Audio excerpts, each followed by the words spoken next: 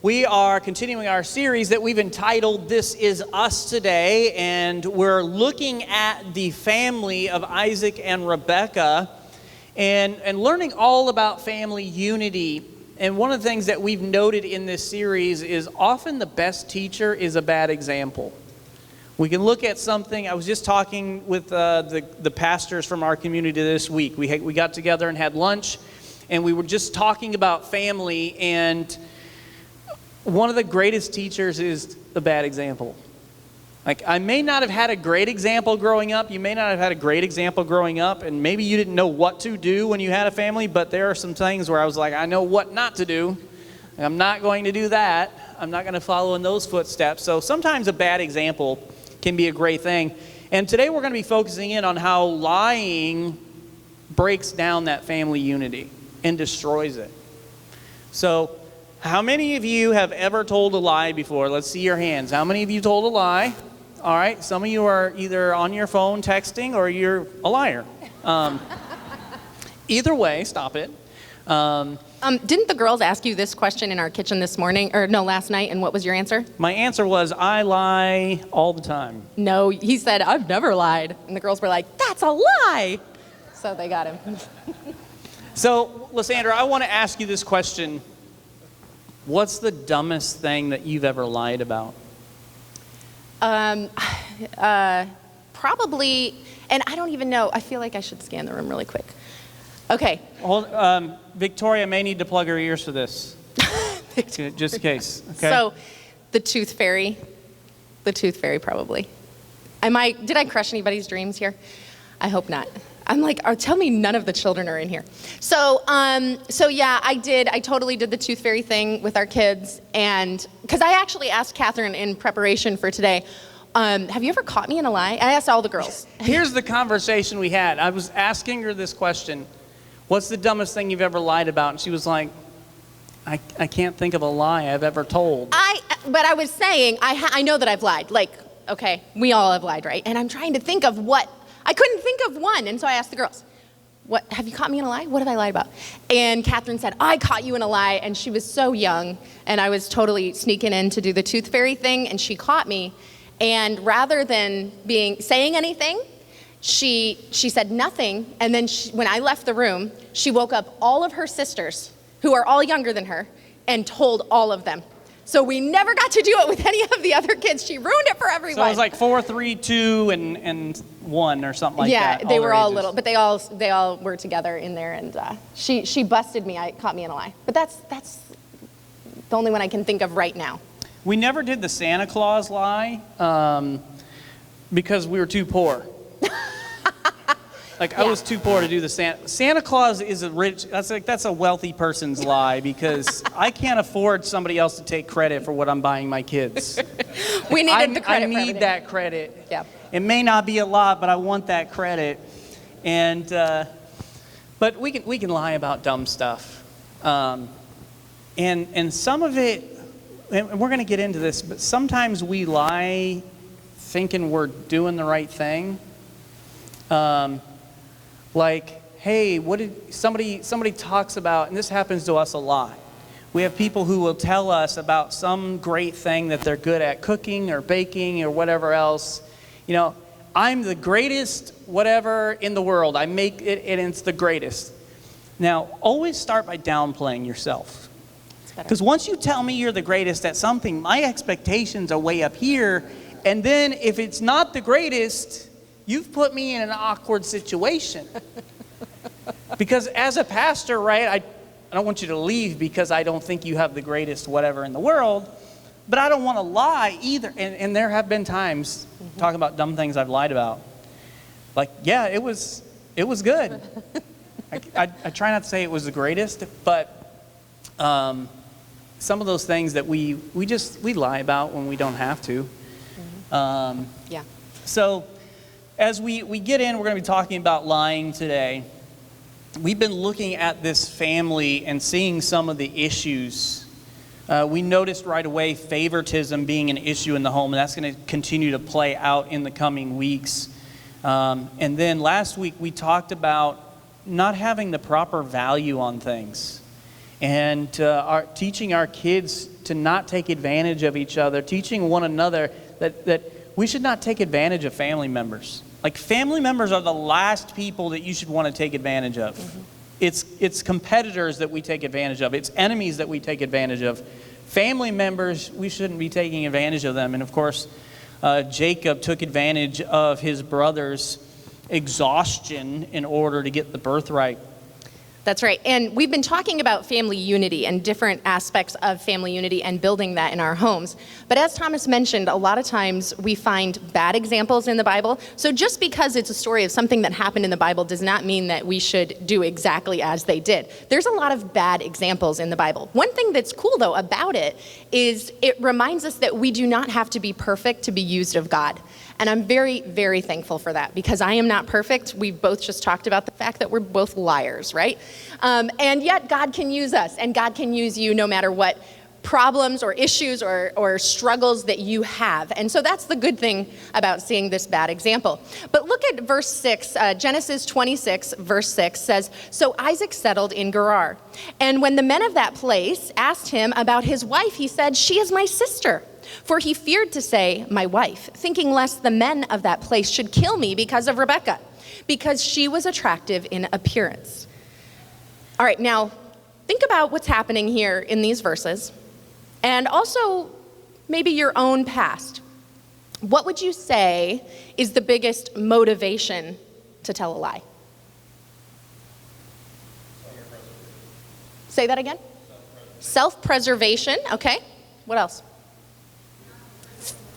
Fear, not hurting someone's feelings.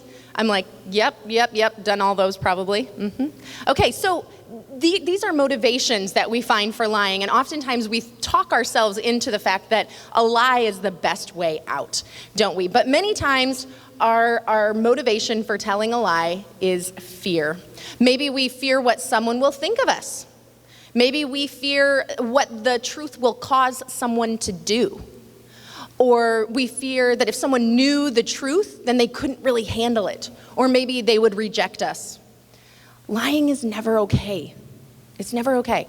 Lying always makes a situation worse. And we should really fear lying more than we fear the truth, yet sometimes that is not the way it is.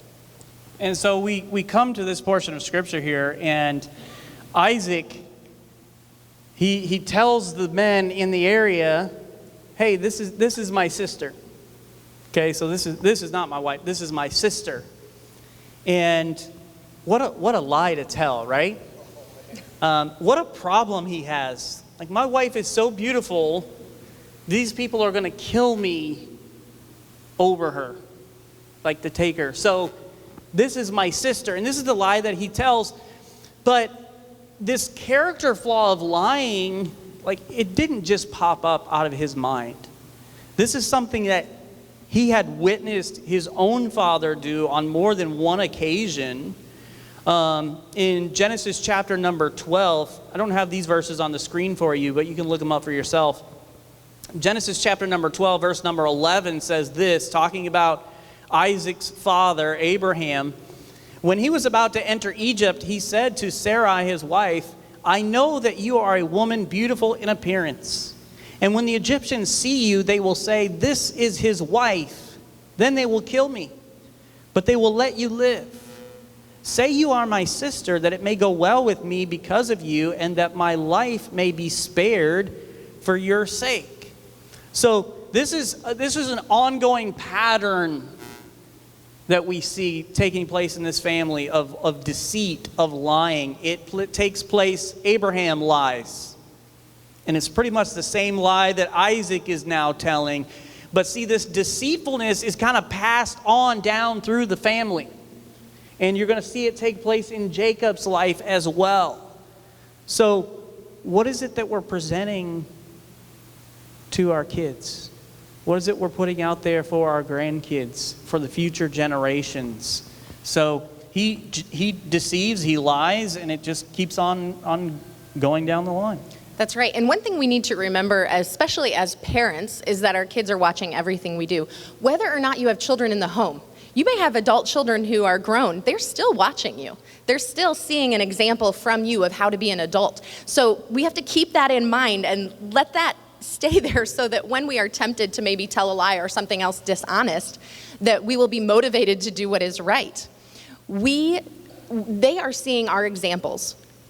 Not just our children, but other people in our lives too are watching us. What we do matters. It affects everyone we know, including future generations. Teenagers, how about you guys? You're like, well, I don't have kids.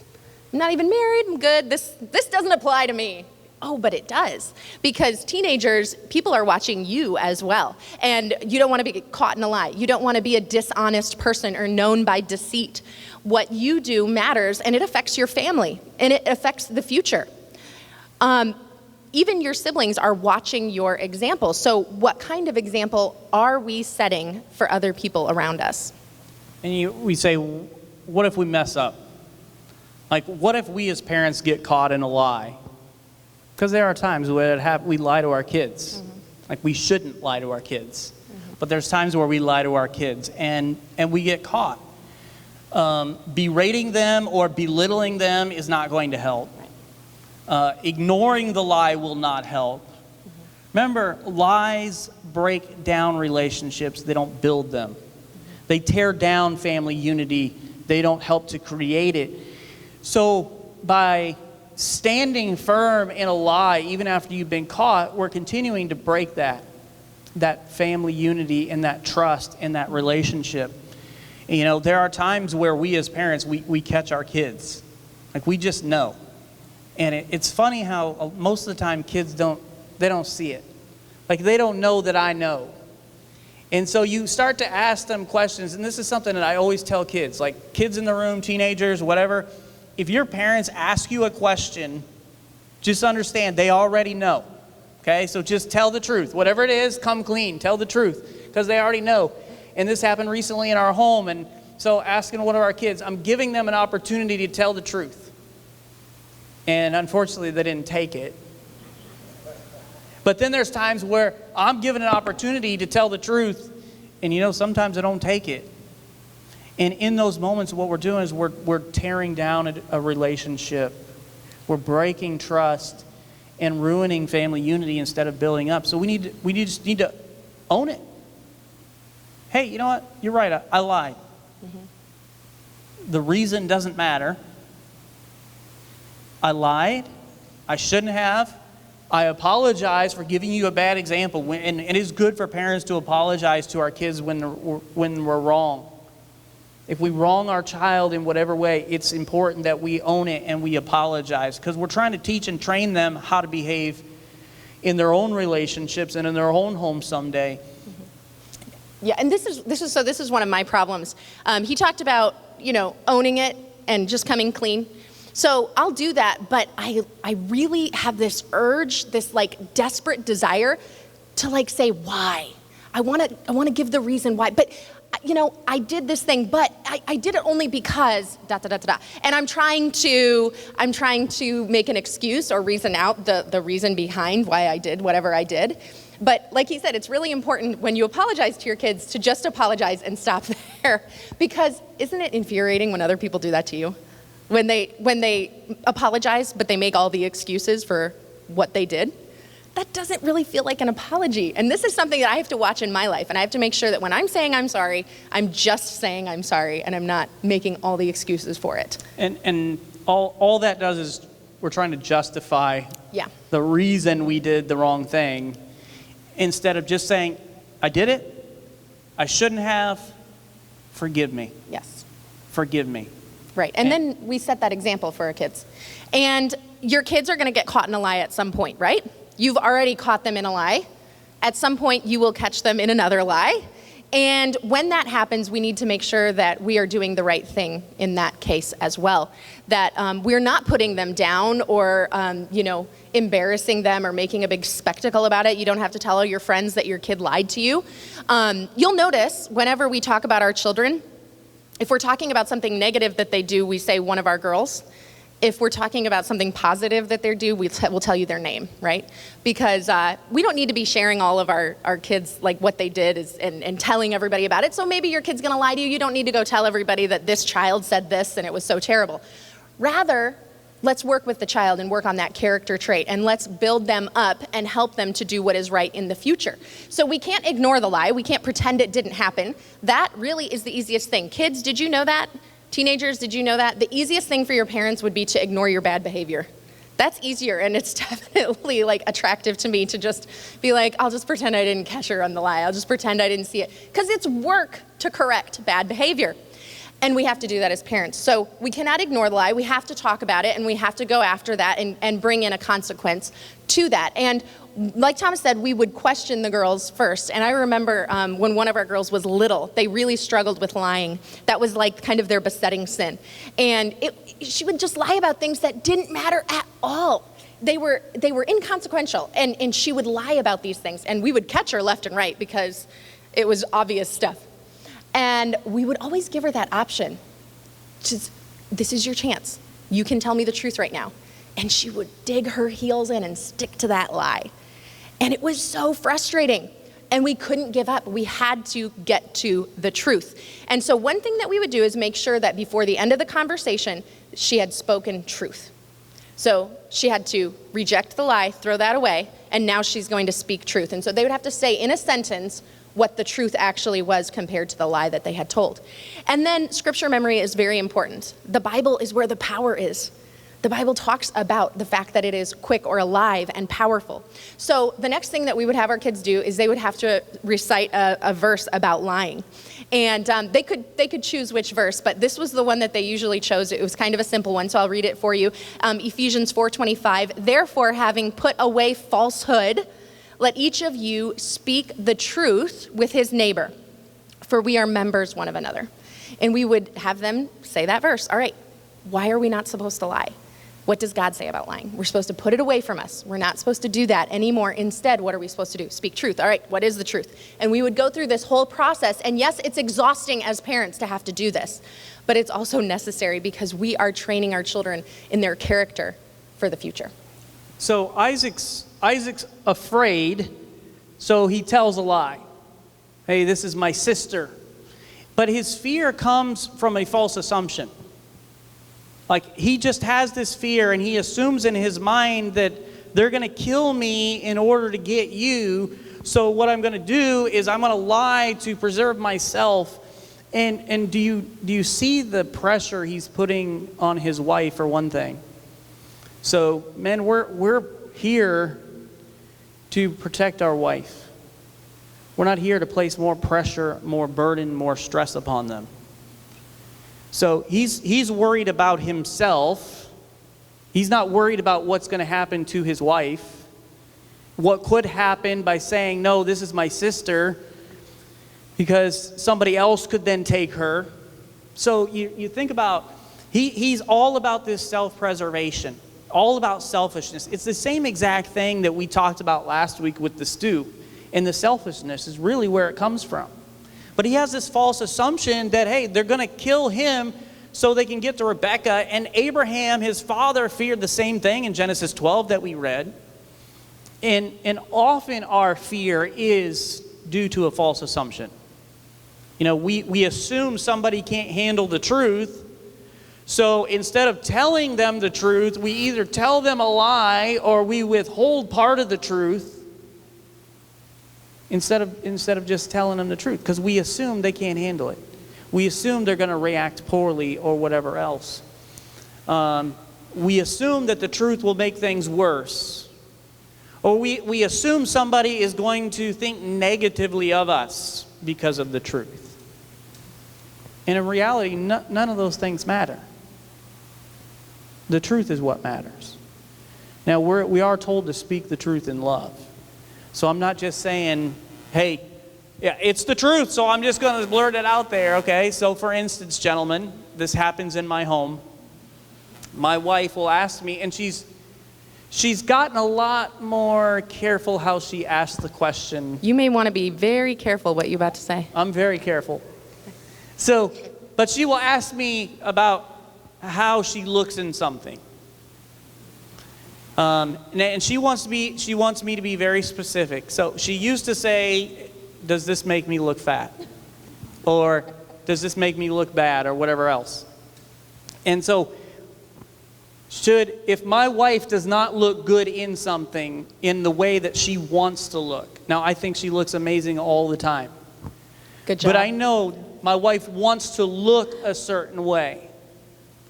So if she asks me the question, I need to be able to answer her in such a way that I'm not destroying her spirit. But I also want her to look as the best that she wants to look. So she's very careful now how she words the conversation and how she asks. She's very specific with me about how she asks the question. But it would not be right for me to lie to her just because I don't want to have an awkward conversation. Mm-hmm. Because if it's for her benefit that I tell her what she wants and needs to hear. But what we do a lot of times, guys, is we don't want the argument, we don't want the fight, we don't want the fallout, so we just say whatever we think they want us to hear. Yeah. Whatever they want us to say, that's what we say. We are to speak the truth, but speak the truth in love. Right, and I specifically want to hear the truth. I really do. And women, are you with me on this? Like, if we say, do I look fat in this? We want to know the truth. And he's really good about being, and I feel like I should give this tip to the guys. Ladies, you don't ask the question that way, first of all. Don't ask the question that way. But, guys, you know what you can say is, this is what he does. He's very good at this. He's like, that dress is not the most flattering. It's the dress. See, he blames it on the clothes. It's not me. I'm perfect. It's the dress. So that's just a little tip for you guys. And then you can still be telling the truth. All right, so Genesis 26, verse 8 says, when he had been there a long time, Abimelech, the king of the Philistines, looked out of the window and saw Isaac laughing with Rebekah, his wife. So here, yeah, go ahead. In this verse, I love the way the King James puts this verse. Because it says, he saw him sporting with his wife.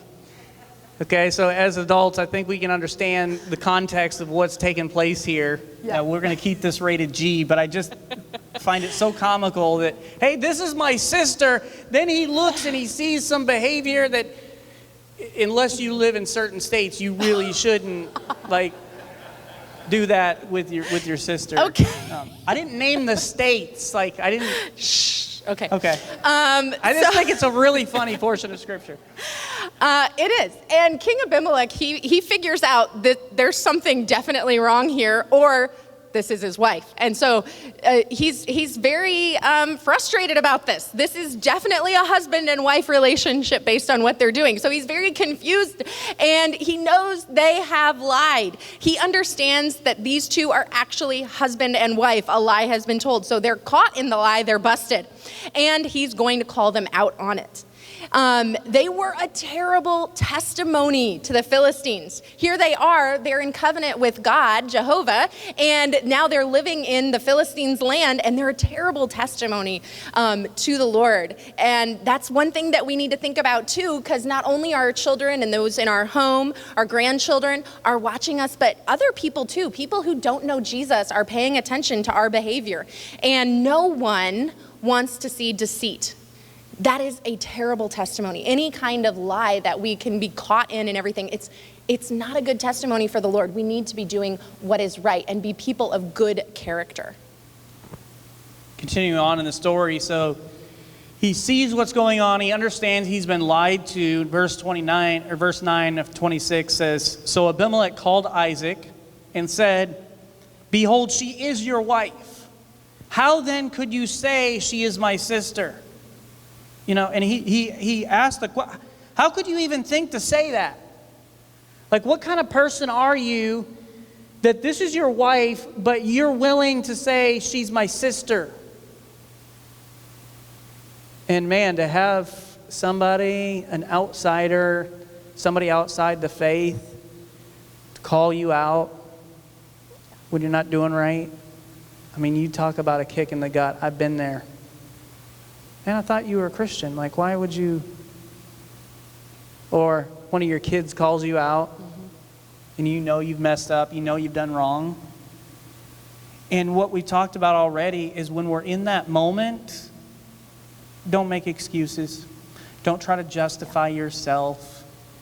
Isaac tries to justify himself. And what he does is, rather than owning, hey, you're right, I messed up, I shouldn't have said that, he tries to turn things around and he tries to blame Abimelech and his people. It's your fault that I told the lie. Notice what he says here. Isaac said to him, verse 9, because I thought lest I die because of her. You know, I figured you guys were going to kill me so that you could get to my wife. So I lied. So really it's your fault. And we do that a lot of times. We want to blame everybody else for our actions. No, you're responsible for your actions. I'm responsible for my words. And if I make decisions that break down family unity and trust, I need to own that. That's the only way we're ever going to build that trust back up and get that unity back, is by owning our mistakes. And so what's crazy here is it's very evident that Isaac feared the Philistines more than he feared God. Like, he could not trust God enough to tell the truth. He couldn't. And that's exactly what that says about us as well. We don't trust God enough to tell the truth, so we lie to people. We don't trust our spouse enough to tell them the truth, so we make up a lie or we withhold information and we deceive. We don't trust our kids enough, and so we lie to them and we mislead them.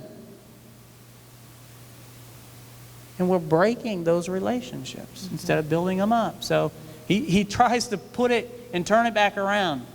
No, it's really your fault. That's why I lied. And he tries to justify his position. Genesis 26:10 says, Abimelech said, what is this that you've done to us? One of the people might have easily lain with your wife, and you would have brought guilt upon us. So even Abimelech understood right and wrong. He's not even a child of God, and yet he's understanding right and wrong. He knew that God was with these people and that there would be severe consequences if he defiled his wife. And once again, we see he's not concerned with what he might put his wife through. Like, somebody else could have taken her, had sex with her. He would have put her through all of that because he's concerned with himself. I'm extremely bothered by this.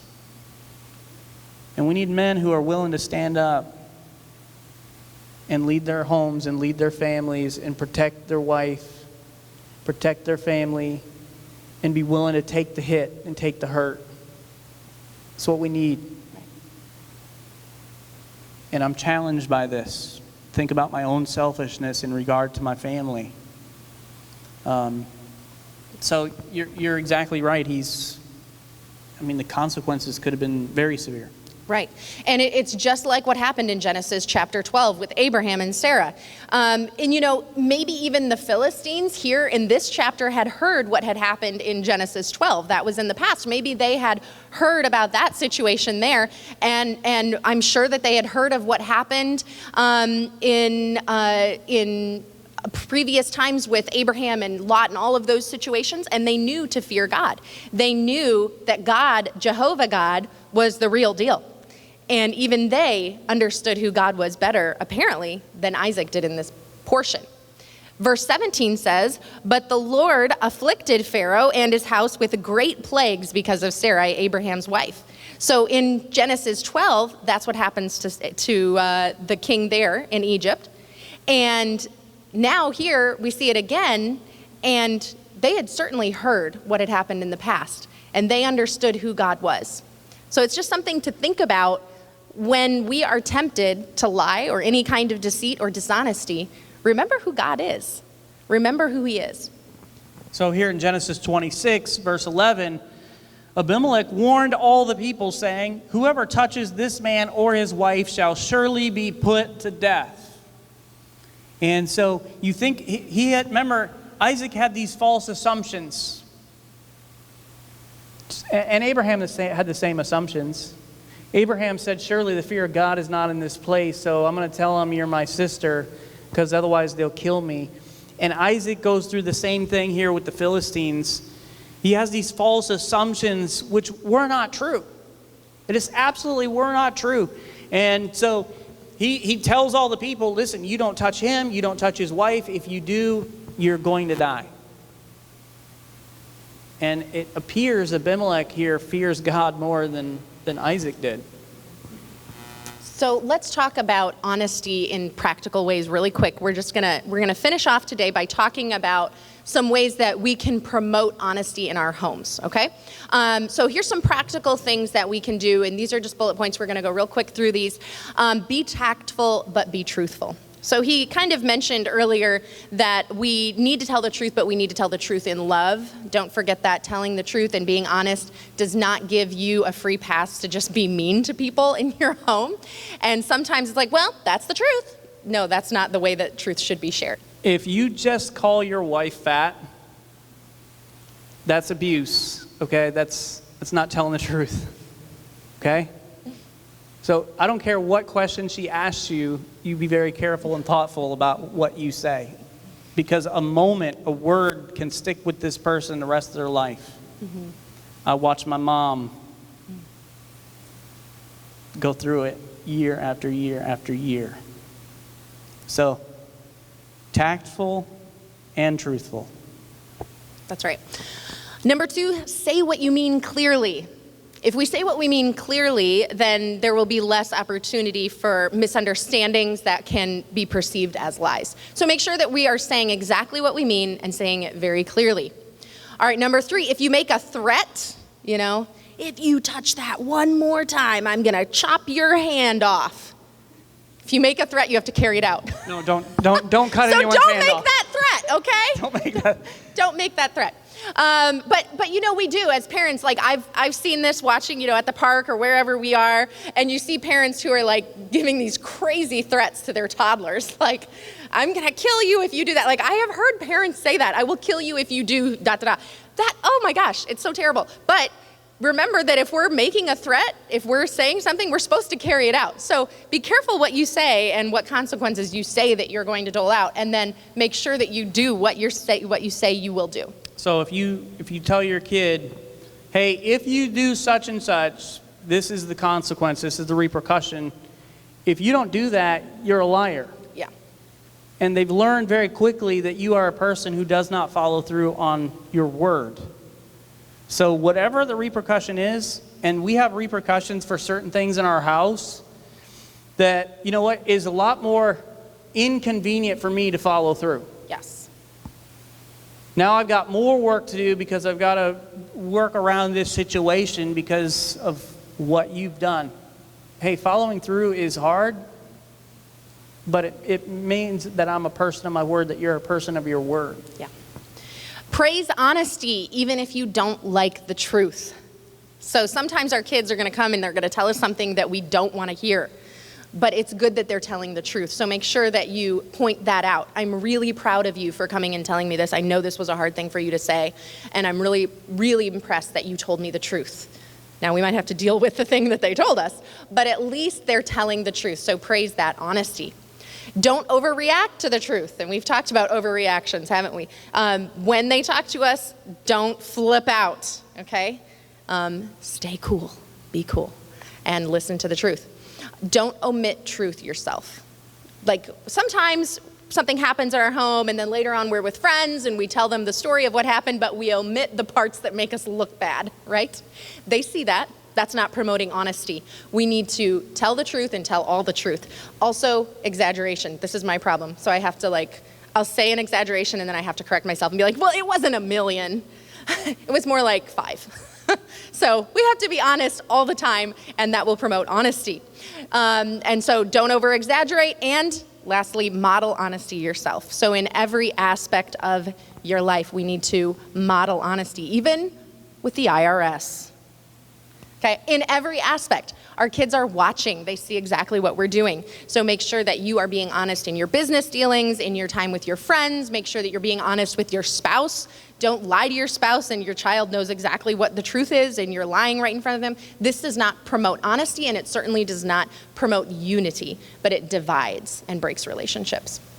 So what I want you to think about is honesty a priority in your home? Would you say that you are a person in your home, these are the people who know you the best, they know us the best. Are you characterized by honesty or deceit? Is there anything that maybe you need to come clean about? Like, hey, you know what? I've lied. I've been keeping this secret.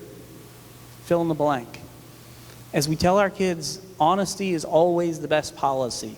Whatever the family relationship is, we should be honest and open in that, because honesty builds family unity. Deceit tears it down and destroys it. That's right. Genesis 26, 6 through 7. So Isaac settled in Gerar. When the men of the place asked him about his wife, she said, "She is my sister." For he feared to say, "my wife," thinking, lest the men of the place should kill me because of Rebekah, because she was attractive in appearance. Isaac destroyed his family unity by lying. Dishonesty tears trust apart, but honesty builds unity. Let's make honesty a top priority in our families this week.